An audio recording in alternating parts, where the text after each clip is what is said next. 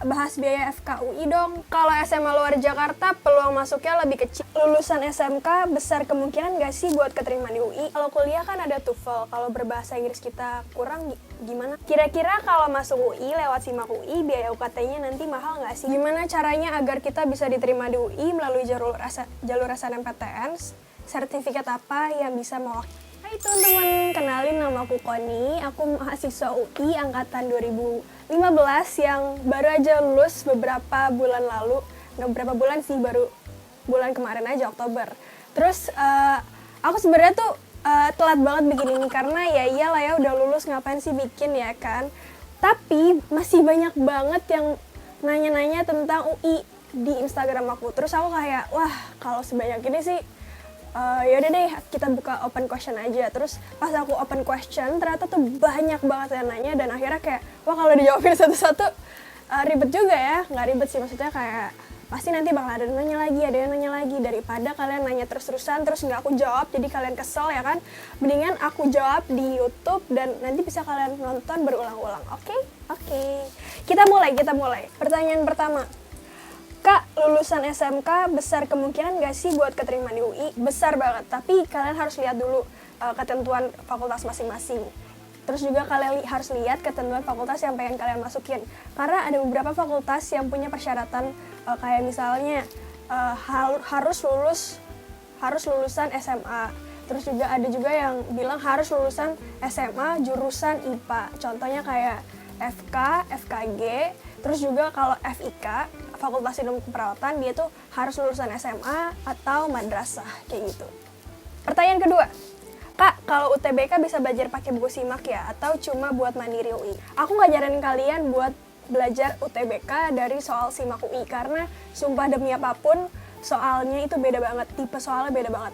Ini dari pengalaman aku sendiri ya. Dulu tuh aku belajar UTBK selama 1 bulan, sendiri, nggak tanpa bimbel, jadi benar-benar aku beli semua buku, terus juga aku juga beli semua buku TBK, buku SIMAK, tapi aku mikirnya dulu karena dulu nggak ada yang tutorin aku mikir kayak ya udahlah nggak apa-apa, kita belajar dari buku TBK aja, kali aja dari buku TBK itu aku bisa ngerjain SIMAK UI. Taunya aku benar-benar nggak bisa ngerjain SIMAK UI di hari H, dan itu benar-benar kayak wah gila sih, ini sinting sih, soalnya susah banget karena emang beda banget. Dan kalau misalnya kalian mau belajar UTBK harus dari buku UTBK, kalau belajar SIMAK dari buku SIMAK. Oke? Kak, kalau SMA luar Jakarta peluang masuknya lebih kecil. Sebenarnya besar kecil peluang kalian untuk diterima di UI itu tergantung dari jalur yang kalian pilih, karena untuk diterima di UI banyak jalur yang bisa kalian pilih. Ada SNMPTN, SBMPTN, terus juga ada SIMAK UI. Misalnya kalian ikut jalur SNMPTN atau undangan, peluangnya bisa besar bisa kecil, karena peluang untuk diterima di SNMPTN itu tergantung dari akreditasi sekolahnya. Terus juga tergantung dari alumni SMA kalian yang ada di UI, apakah IP-nya bagus atau enggak. Nah, kalau misal akreditasinya udah bagus, terus alumninya banyak dan alumninya IP-nya bagus semua, kemungkinan besar peluangnya itu akan lebih besar. Tapi kalau misalnya kalian ikut ujian tertulis kayak SBMPTN atau SIMAK UI, itu peluangnya sama besarnya sama anak-anak yang SMA di Jakarta. Karena ujian tertulis itu bakalan ngeliat 100% dari kemampuan kalian. Jadi emang bener-bener nggak ada tuh kayak ngeliat akreditasi sekolah lagi, atau nggak ada tuh ngeliat alumni-alumni lagi. Bener-bener langsung dari kalian, fokus ke kalian. Jadi peluangnya tergantung dari jalur mana yang kalian pilih. Oke? Lanjut. Kak, gimana caranya agar kita bisa diterima di UI melalui jalur SNMPTN? Sertifikat apa yang bisa mewakili? Oke, kita bahas lebih lanjut tentang SNMPTN. Sebelumnya, aku udah jelasin kalau misalnya SNMPTN itu bakalan ngeliat track record sekolahnya dan alumninya. Nggak cuma ngeliat ke nilai kalian. Tapi kalau misalnya semua udah oke, semua udah keren lah, udah alumninya udah bagus, terus juga akreditasinya udah bagus juga, tinggal di kalian ya, tinggal kalian usahanya gimana. Aku punya cerita. Jadi gini, sebenarnya SNMPTN itu adalah jalur yang paling unpredictable, karena SNMPTN itu adalah jalur yang kalian gak bisa bilang oh iya fix, gue udah peringkat 1 nih, fix banget gue bakalan keterima SNMPTN. Ternyata nggak kayak gitu sama sekali. Aku nggak tahu gimana, cuman ada satu cerita di SMA aku. Dulu aku SMA di 8 Jakarta, dan ini cerita bikin heboh satu sekolah. Karena ada dua temen aku, namanya A sama B. Si A ini peringkatnya 1, si B ini peringkat 2. Nah, si A dan B ini sama-sama pengen masuk FKUI, karena ya siapa sih yang gak mau masuk FKUI, apalagi mereka peringkat 1 dan peringkat 2 seangkatan. Bener-bener seangkatan, jadi kayak wah mereka pede banget lah pokoknya. Terus yang paling pede si A ini peringkat 1, dia ngerasa fix sih gue bakalan dapet FKUI, gue bakalan diterima. Terus yang si B, aduh gue nggak tahu nih karena gue peringkat 2, tapi ya udahlah kita usaha aja. Terus pas hari pengumuman ini sumpah demi apapun bikin heboh satu angkatan, karena yang keterima itu bukan A tapi si B, si peringkat 2. Terus semua orang tuh langsung pada kayak wah kok bisa sih gitu kan. Akhirnya recordnya di cross check lagi recordnya si A dan si B ini, kenapa yang bisa keterima tuh si B bukan si A.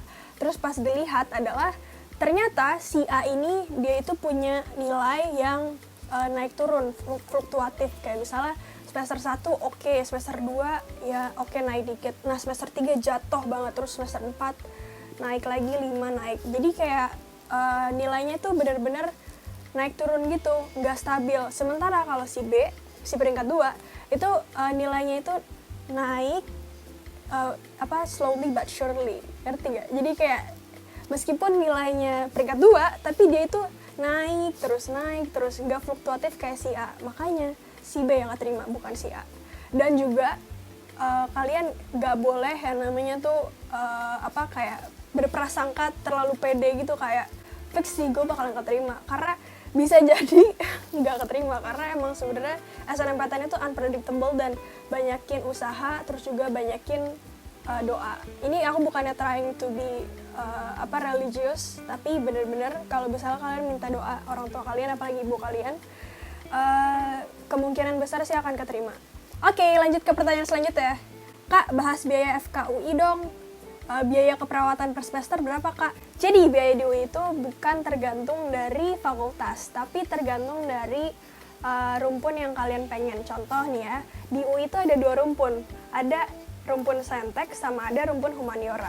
Nah, kalau Saintek itu kayak contohnya FK, FIK, FKG, terus juga FMIPA. Kalau misalnya yang Humaniora kayak FIB, FEB, terus juga FIA kayak gitu. Nah, bedanya itu biasanya kalau rumpun Saintek itu lebih mahal daripada rumpun Humaniora.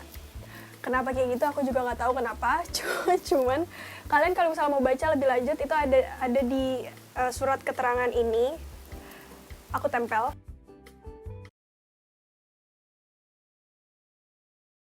Ada namanya BOPB sama BOPP. BOPB itu adalah biaya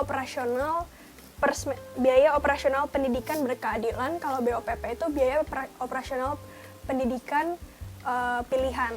Bedanya kalau misalnya BOPB itu tergantung dari kemampuan finansial kalian. Jadi kalau misalnya kalian, Kak, aku tuh bukan orang kaya, terus juga aku tuh kayaknya nggak mampu deh kayak gitu. Nah, kalian bisa pilih BOPB. Tapi kalau misalnya kalian mau BOPB, kalian tuh harus ngasih beberapa berkas yang diminta sama UI nanti. Terus juga range-nya itu sekitar 0 sampai 7,5 juta. Nanti kalian bisa pilih yang mana. Ini aku tempel, ini ada 0 sampai 7,5 juta. Kalian bisa pilih kelasnya yang mana. Terus tinggal UI-nya yang menentukan apakah kalian pantas untuk mendapatkan BOPB ini atau enggak. Terus tapi kalau misalnya nih kayak, Kak, gue tuh orang kaya, gue tuh bisa lah bayar gitu, anjay. Sombong banget. Itu kalian bisa langsung pilih ke BOPP. BOPP itu kalau nggak salah ada 5 kelas. 5 kelas ini range-nya dari 10 sampai 20 juta. Untuk yang Saintek, kalau misalnya kalau misalnya yang Humaniora itu 7,5 sampai 17,5 juta. Emang bedanya lumayan ya sama yang BOPB. Kira-kira kalau masuk UI lewat SIMAK UI, biaya UKT-nya nanti mahal nggak sih, Kak? Di pertanyaan sebelumnya aku udah jelasin kalian tentang biaya program reguler, yang dimana biaya program reguler itu nggak akan diminta untuk membayar uang pangkal. Sementara kalau misalnya biaya program paralel, vokasi, terus juga ekstensi ataupun internasional tuh bakalan diminta biaya uang pangkal. Dan menurut aku sih jatuhnya akan lebih mahal, tapi itu balik lagi ke kemampuan finansial kalian. Kalau misalkan mau ngecek biayanya bisa klik link di description box, di situ udah aku tulis linknya, tinggal kalian klik. Habis itu kita ke pertanyaan selanjutnya. Kak, kalau kuliah kan ada TOEFL, kalau berbahasa Inggris kita kurang gimana Kak? Kalau TOEFL di UI itu nggak diminta sama sekali, kecuali kalian pengen daftar di kelas program internasional. Karena program internasional itu ada, setahu aku itu ada namanya di dalamnya itu ada program double degree. Jadi kalian itu nggak cuma di Indonesia, tapi nanti di luar juga, entah di Australia atau di mana. Ini ada lagi pertanyaan, Kak, buat tips belajar UTBK selama 1 bulan itu gimana ya Kak, biar keterima di UI? Aku bakal nge-share tips ke kalian, tips turun-temurun yang dikasih sama ibu aku. Ibu aku tuh dulu dia anak UI juga, tahun 1990-an. Dia waktu itu dulu masih SBMPTN-nya, bahkan masih namanya UMPTN. Dan dia ngasih tips itu bener-bener kepake banget buat aku, dan dari tahun 1990 sampai 2015 itu masih kepake 25 tahun, apalagi 2015 sampai 2021, 6 tahun doang. Jadi kayak ini bakalan jadi tips yang bagus banget sih buat kalian. Kalau kalian pengen tipsnya, aku bisa kasih tipsnya tapi nggak di video ini, cuman kalian harus komen di bawah biar aku semangat bikinnya. Karena kalau misalnya kalian pengen kayak nanya agresif, bisa banget ke Instagram aku @konicah. Terus juga aku punya TikTok namanya @konicah juga. Pokoknya semua sosial media aku namanya @konicah, kalau bisa tanya di sana. Makasih udah nonton. Jangan lupa subscribe. Thank you guys.